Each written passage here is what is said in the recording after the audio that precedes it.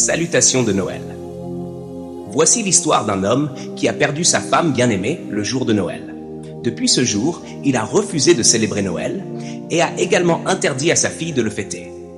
Réussira-t-il à surmonter ce fardeau ou continuera-t-il à vivre dans la tristesse pour le reste de sa vie? Découvrons-le. L'histoire commence avec la sœur de Rufus qui réveille sa fille, Ruby, pour qu'elle se prépare pour l'école.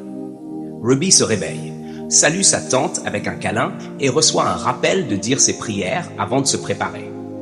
Par la suite, Ruby se lève et dit ses prières matinales. Un peu plus tard, Rufus descend, prêt pour le travail, et emmène Ruby pour la déposer à l'école.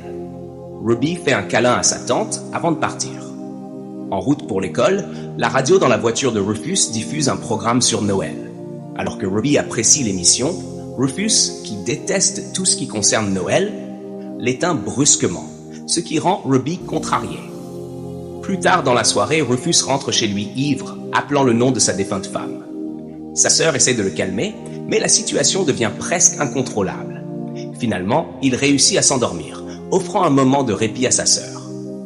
Cette nuit-là, Ruby, voyant ce qui se passe, s'agenouille dans sa chambre et prie Dieu d'aider son père à célébrer Noël à nouveau et à retrouver le bonheur. Elle grimpe ensuite dans son lit et s'endort. Le lendemain matin, la sœur de Rufus l'appelle au travail, l'exhortant à reprendre sa vie en main et à laisser le passé derrière lui. Cependant, Rufus rejette ses préoccupations et lui dit de se mêler de ses affaires avant de raccrocher. Plus tard dans la journée, la sœur de Rufus reçoit un appel de son fiancé qui lui demande de venir pour une affaire importante. Inquiète à l'idée de laisser Ruby seule, elle informe Rufus. Après une discussion, elle décide d'engager une nourrice pour s'occuper de Ruby. Bien que Rufus résiste initialement à l'idée, il finit par accepter après qu'elle l'a convaincu. Le lendemain, la sœur de Rufus informe Ruby de son départ imminent et la rassure sur le fait qu'elle ira bien. Peu après, la nouvelle nourrice, Gbemisola, arrive. Ruby et Gbemisola se lient rapidement, discutant de leurs dessins animés préférés, ce qui surprend la tante. Soulagée, la sœur de Rufus les laisse faire connaissance. Ce même jour au travail, Rufus se met à repenser à sa femme et à tout le soutien qu'elle lui avait apporté. Il fixe une photo d'elle, pleurant amèrement. Plus tard dans la soirée, Rufus rentre du travail. Gbemisola essaie de l'aider à porter sa mallette, mais il est surpris de la voir et exige de savoir qui elle est. À ce moment-là, sa sœur présente Gbemisola comme la nouvelle nourrice. Rufus la prévient immédiatement de rester à sa place et s'éloigne. Sa sœur rassure Gbemisola, lui disant que tant qu'elle reste discrète, tout ira bien. Le lendemain, la sœur de Rufus se prépare à partir. Elle demande à Gbemisola de prendre soin de la famille et l'informe que son uniforme arrivera bientôt. Après leur avoir fait ses adieux, elle s'en va. Plus tard dans la journée, Gbemisola lave les vêtements de Rufus, qui était resté intact pendant longtemps et avait commencé à sentir mauvais. Rufus, furieux, crie sur elle et lui ordonne de ne plus jamais toucher à ses affaires avant de partir en trombe. Ce même jour, dans la cuisine, Ruby pose une question sensible à Gbemisola. Si un homme perd sa petite amie, peut-il en trouver une autre? Surprise, Gbemisola lui demande pourquoi elle est curieuse. Ruby explique que c'est à cause de son père, ajoutant qu'il est malheureux depuis qu'il a perdu sa femme. Gbemisola la rassure, lui disant de ne pas s'inquiéter et que son père est un adulte capable de gérer la situation. Plus tard dans la soirée, Gbemisola aborde Rufus pour lui parler de Ruby, soulignant qu'il est temps qu'il tourne la page pour le bien de sa fille.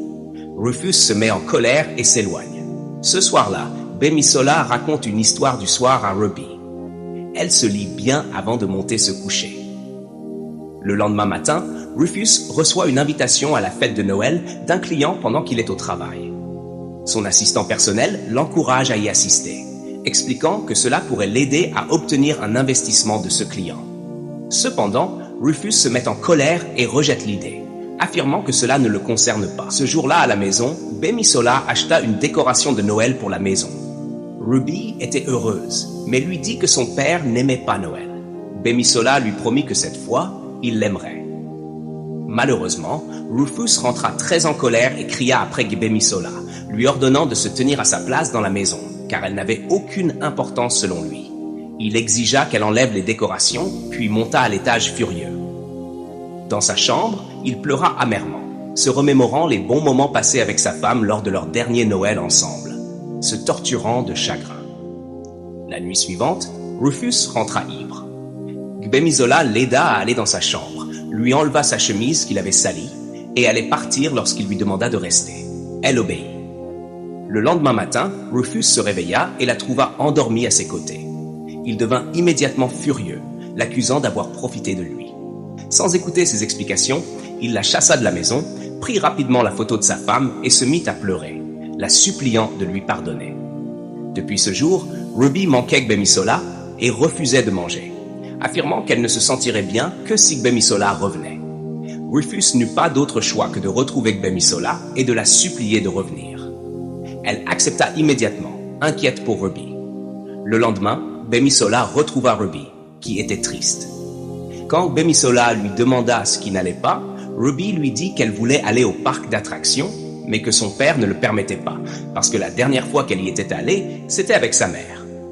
Gbemisola lui promit de l'y emmener à condition qu'elle ne le dise pas à son père.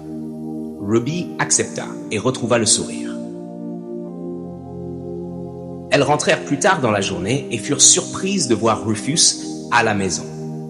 Il leur demanda où elles étaient allées. Et Ruby, effrayée, le lui avoua. Rufus se mit très en colère et gronda Ruby, qui courut se réfugier à l'étage. Gbemisola essaya de lui parler, lui demandant d'oublier le passé et d'aller de l'avant, car il faisait du mal à sa fille. Mais il refusa de l'écouter, se blâmant pour la mort de sa femme. Il expliqua que si ce jour-là il n'était pas sorti pour s'amuser, elle serait encore vivante. Furieux, il s'éloigna, repoussant Gbemisola au passage. Le lendemain, Rufus rentrait chez lui à pied, perdu dans ses pensées, lorsqu'une voiture le heurta. Il tomba inconscient. Dans son inconscience, sa femme lui apparut, le suppliant de lâcher prise et d'aller de l'avant. Elle lui expliqua que la vie lui offrait une nouvelle chance et l'encouragea à l'accepter, ajoutant que le garder dans son cœur l'empêchait de reposer en paix. Elle lui fit à nouveau ses adieux et disparut. Rufus se réveilla en appelant son nom et vit des passants qui tentaient de le réveiller. Ils l'aidèrent à se relever et il repartit, se demandant ce qui venait de se passer. De retour à la maison, Gbemisola commença à s'excuser, mais à sa grande surprise, Rufus la prit dans ses bras et la remercia. Ruby sortit alors de sa chambre et Rufus s'excusa auprès d'elle aussi pour ne pas avoir été un bon père. Ils s'enlacèrent, prêts à guérir enfin en tant que famille. Le lendemain, Rufus appela son assistant personnel pour lui demander le code vestimentaire de la fête de Noël organisée par le client. Ce même jour, la famille installa un sapin de Noël ensemble.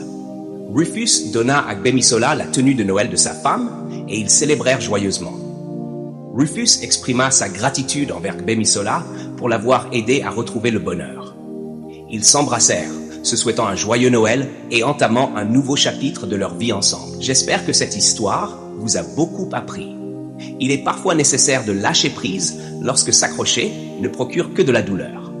Merci d'avoir suivi cette incroyable histoire dans mon univers cinématographique. N'oubliez pas de liker, partager et vous abonner pour plus de résumés. À la prochaine dans un nouveau film.